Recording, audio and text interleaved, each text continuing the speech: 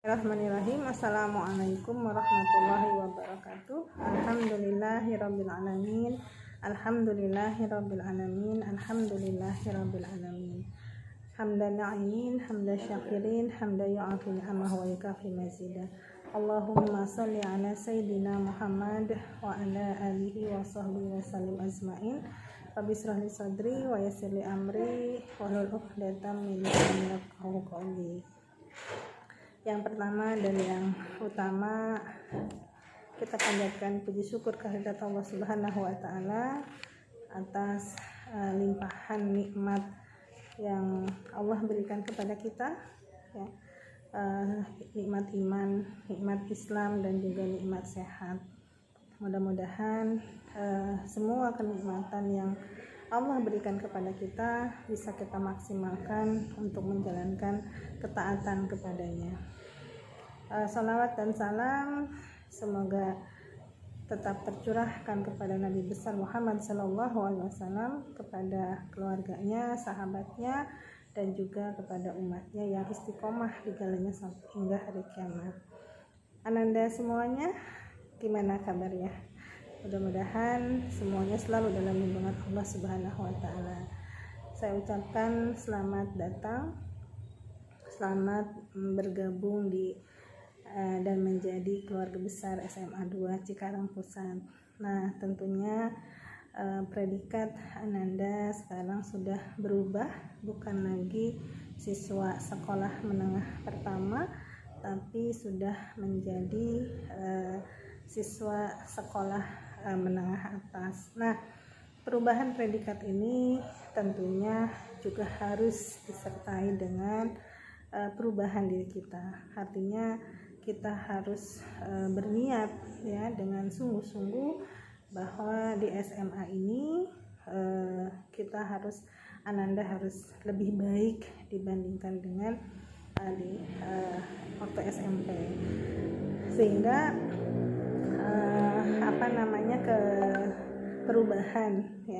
perubahan status Ananda itu menjadi awal dari berbagai kebaikan yang akan kita lakukan ke depannya, ya. Baik Ananda yang dirahmati oleh Allah Subhanahu wa taala, kita sebagai seorang muslim, ya, dalam menjalani kehidupan ini tidak bisa kemudian kita berbuat semaunya, ya. Nah, tadi ketika kita punya komitmen, ya, untuk menjadi lebih baik, ya, maka itu sebetulnya adalah sesuatu yang memang harus dilakukan oleh sebagai seorang muslim. Jadi ada tata krama, ada sopan santun yang harus diperhatikan pada saat kita beraktivitas, dan itu yang diajarkan dalam Islam, dan itu yang diperintahkan oleh Allah dan Rasulnya. Oleh karena itu, ya, Ananda semuanya, ya, harus memahami, ya, dan menyadari bahwa memang perilaku seorang muslim itu tidak bisa bebas, ya, semaunya. Yang penting gua happy, itu nggak bisa seperti itu, ya. Jadi perilaku seorang muslim, baik perkataannya maupun perbuatannya, itu harus sesuai dengan syariat Islam, dan itu adalah konsekuensi dari keimanan kita kepada akidah Islam. Nah, oleh karena itu dalam pertemuan ini kita akan bahas tentang adab, ya. Itu lebih penting dari ilmu. Karena apa? Karena memang yang namanya adab itu sesuatu yang menempel dalam diri kita, ya, yang keberadaannya itu bisa dirasakan oleh orang lain, ya. Sehingga Imam Al-Ghazali, ya, di dalam kitabnya itu menjelaskan bahwa yang namanya adab itu adalah tata krama, ya, atau nilai-nilai yang dianggap baik, ya, dan benar, ya. Jadi bukan hanya baik tapi benar dan yang berasal dari perilaku Rasulullah Shallallahu Alaihi Wasallam yang bersumber dari Al-Quran dan hadis. Nah, itu pengertian adab. Jadi sekali lagi, adab itu adalah sopan santun gitu ya, kalau bahasa mudahnya, tata krama gitu kan, dan nilai-nilai yang dicontohkan oleh Rasulullah Shallallahu Alaihi Wasallam yang bersumber dari Al-Quran dan hadis. Nah, itu pengertian adab ya.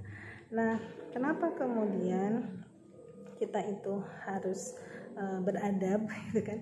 Karena ternyata di dalam Islam kedudukan adab itu lebih tinggi dibandingkan dengan ilmu ya kan. Jadi istilah itu percuma seseorang itu ilmunya banyak gitu ya, tapi dia tidak beradab, karena yang akan dihasilkan adalah kerusakan dan akan merugikan orang lain. Contohnya apa?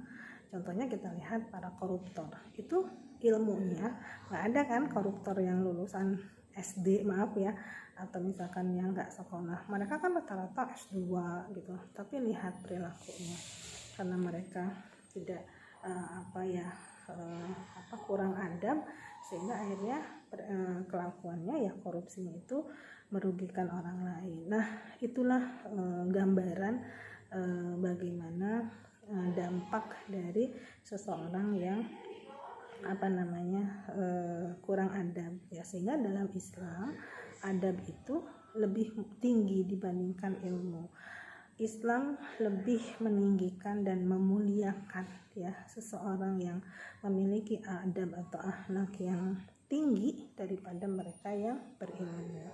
Ini sesuai dengan hadis yang dikeluarkan oleh Imam Bukhari ya, yang artinya Rasulullah SAW bersabda, yang artinya sesungguhnya aku diutus untuk menyempurnakan akhlak kalian, akhlakul karimah, kan seperti itu. Nah,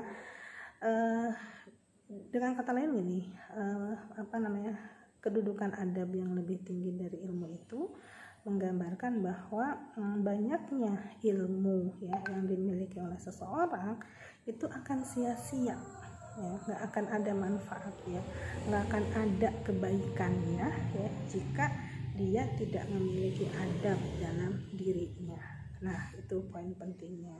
Oleh karena itu, yang namanya adab ini ya menjadi pembatas ya antara yang baik dan yang buruk ya, juga akan menjadi penuntun ya dalam menjalani kehidupan ini, sehingga dia bisa menjalani kehidupan ini dengan sebaik-baiknya, seperti itu. Jadi sekali lagi, kualitas diri seseorang itu tidak hanya ditentukan oleh banyaknya ilmu ya, tetapi yang lebih penting adalah dilihat dari bagaimana adabnya ketika dia memanfaatkan ilmu. Sehingga dalam sebuah hadis yang diriwayatkan oleh Imam Bukhari, Rasulullah SAW bersabda yang artinya sebaik-baiknya kalian adalah yang paling mulia adabnya atau akhlaknya. Nah, oleh karena itu adab ini menjadi hal yang sangat penting dalam kehidupan kita, baik kehidupan pribadi, artinya menyangkut diri kita dengan diri kita sendiri, kemudian kehidupan keluarga, artinya adab kita dengan orang tua, adab kita dengan adik, adab kita dengan kakak, adab kita dengan keluarga besar ya. Kemudian juga dalam kehidupan sosial, artinya ketika kita berinteraksi dengan guru, itu juga Islam mengatur secara detail tentang adab ini gitu ya. Kemudian dengan teman, itu juga ada adabnya, bagaimana beradab dengan sesama teman, seperti itu yang harus diperhatikan betul. Sehingga memang adab ini harus dilatih ya. Adab ini adalah praktek atau habits ya, atau kebiasaan yang memang harus dibiasakan dari awal ya. Makanya tadi di awal saya bilang SMP SMA ini ya label kalian sebagai siswa SMA itu juga harus diikuti dengan perubahan adab pada diri kalian. Oleh karena itu dalam MPLS ini itu disampaikan tentang adab itu lebih penting daripada ilmu, ya. Karena selain itu juga adab ini nanti yang akan menjadi bekal kita di yaumul akhir, ya. Disebutkan dalam sebuah hadis riwayat At-Tirmidzi, ya, itu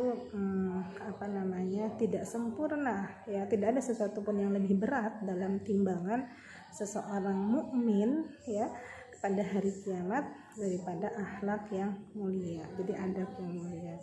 Nah, kalau kemudian ditanyakan apa sih manfaat dari kita beradab, gitu kan, ya. Jadi yang pertama adalah karena adab itu lebih penting dari ilmu, maka adab itu ketika kita beradab yang baik, ya, adab itu maka akan lebih mudah untuk memahami ilmu, ya, itu yang pertama.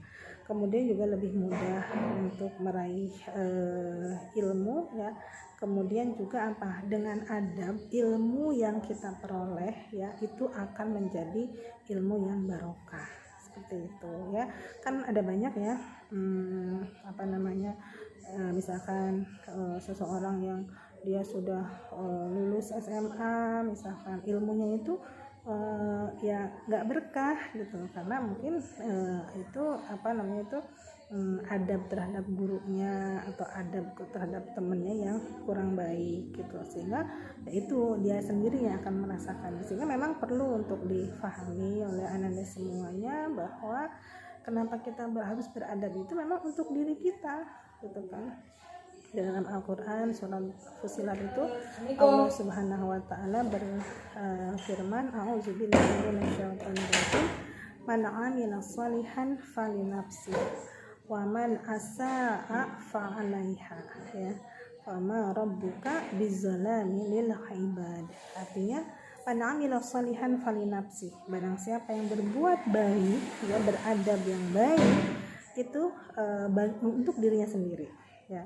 Kemudian waman asaa fa'alaiha, barang siapa yang kemudian dia berakhlak yang buruk, ya, atau tidak beradab, ya fa'alaiha, akan kembali kepada dirinya, gitu. Jadi kalau misalkan katakanlah seseorang yang kata-katanya kasar terhadap teman-temannya, ya jangan berharap kemudian temannya itu akan berkata baik sama dirinya, gitu, ya. Itu adab terhadap teman misalkan, atau misalkan kepada orang tua. Ketika misalkan disuruh sama orang tua, bilangnya gitu kan, membantah, nah maka jangan berharap kemudian nanti anaknya, ya, karena kan suatu saat nanti kalian semua kan insya Allah akan menjadi orang tua juga kan, gitu. Sekarang posisi kalian sebagai anak, nah nanti 5 tahun atau 10 tahun ke depan posisi kalian sudah menjadi orang tua. Nah ketika sekarang adab kalian sekarang terhadap orang tua itu bukan adab yang baik, nah maka besar kemungkinan anak kalian juga nanti akan beradab yang sama dengan yang kalian lakukan sekarang, seperti itu, ya. Jadi sekali lagi pentingnya adab itu adalah memang sangat penting, sangat urgent bagi seorang muslim. Nah kalau kemudian apa contoh adab terhadap orang tua? Nah maka adab terhadap orang tua itu, ya, pertama sebagaimana yang disampaikan di dalam Quran surat Luqman, ya, itu kita nggak boleh bilang ke orang tua. Tuh, bayangkan Ananda bilang aja itu nggak boleh, nah apalagi bilang yang lain kan. Nah sementara kalau kita lihat nauzubillahi min dzalik, kondisi saat ini, ya, fakta anak-anak milenial sekarang itu banyak yang dia itu kurang adab terhadap orang tuanya. Banyak yang berani membantah, kalau minta sesuatu itu harus dipenuhi, nggak pernah melihat kemampuan orang tua, pokoknya kalau pengen handphone yang terbaru harus, gitu kan. Nah itu menunjukkan anak-anak yang kurang adab terhadap orang tua. Nah itu sesuatu yang salah, ya, jangan dilakukan. Kemudian juga menuruti orang tua ketika memang orang tua itu memerintahkan yang baik dan benar, ya gitu. Jadi tidak melanggar perintah Allah. Jadi kalau misalkan orang tua kalian mengingatkan untuk sholat, ya kalian harus segera gitu kan, karena itu memang sesuai dengan perintah Allah dan Rasulnya. Kalau misalkan sekolah yang benar gitu, jangan ngomong melulu gitu, nah itu nggak boleh seperti itu. Bahkan ya, adab terhadap orang tua itu adalah ketika orang tua belum berdiri, maka kalian itu tidak boleh berdiri lebih dulu, kan? Subhanallah ya, luar biasa. Jadi kemudian juga harus memenuhi panggilan ketika dipanggil oleh orang tua, ya. Kemudian juga tidak menyusahkan, ya. Jadi menyadari keadaannya gitu kan.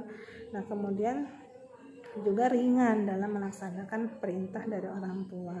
Nah seperti itu. Nah itu adalah contoh dari contoh kecil dari adab terhadap orang tua. Nah apa kemudian ya kalau misalnya kita saya dapat apa sih kalau misalkan katakanlah saya beradab gitu kan, atau adab terhadap orang tua. Maka ketika kita memiliki adab terhadap orang tua, itu yang pertama ya, kita akan mendapatkan keridhaan dari orang tua, ya kan. Orang tua itu akan merasa sangat bahagia ketika anaknya beradab. Kebahagiaan orang tua memiliki anak yang beradab, yang merupakan anak yang solih, ya, karena salah satu anak yang solih itu pasti beradab, ya. Itu kebahagiaannya tidak akan bisa diganti oleh materi sebanyak apapun. Demikian pula kesedihannya ketika punya anak yang kurang adab gitu ya, nggak tahu sopan santun tuh. Nah itu juga kesedihannya sangat luar biasa. Nah sehingga upayakan dari sekarang kalian harus berupaya semaksimal mungkin untuk beradab kepada orang tua, ya, karena ridho Allah itu akan kalian peroleh ketika ridho orang tua juga kalian peroleh, ya. Kebahagiaan orang tua itu bukan hanya semata-mata dapat nilai 10, ya, ranking 1, itu bukan hanya itu, tapi akan lebih bahagia ketika anaknya itu beradab. Nah seperti itu. Nah demikian pula terhadap guru. Nah itu adab terhadap guru itu tidak jauh berbeda dengan adab terhadap orang tua, karena pada dasarnya yang namanya guru itu adalah orang tua kalian kan, di sekolah. Sehingga sama bagaimana kita harus menghormati guru itu bukan karena gurunya gila hormat, bukan, tapi karena memang itulah kewajiban kita sebagai seorang murid, ya, yang beradab itu memang menghormati dan taat kepada orang tua, ya, dan juga taat kepada dan hormat kepada guru, kan seperti itu. Jadi tidak jauh berbeda sebetulnya. Nah pertanyaannya adalah bagaimana kemudian seseorang itu bisa beradab? Maka tentu kuncinya adalah dia harus mau belajar, dia harus mau ngaji, dia harus mau thalabul ilmi. Karena apa? Karena Islam itu agama yang sempurna. Islam itu mengatur hal-hal yang kecil, misalkan ya, ke kamar mandi itu ada adabnya kan, ya, kita harus masuk kaki kiri, baca doa Allahumma inni a'udzubika minal khubuthi wal khaba'is, kan seperti itu ya.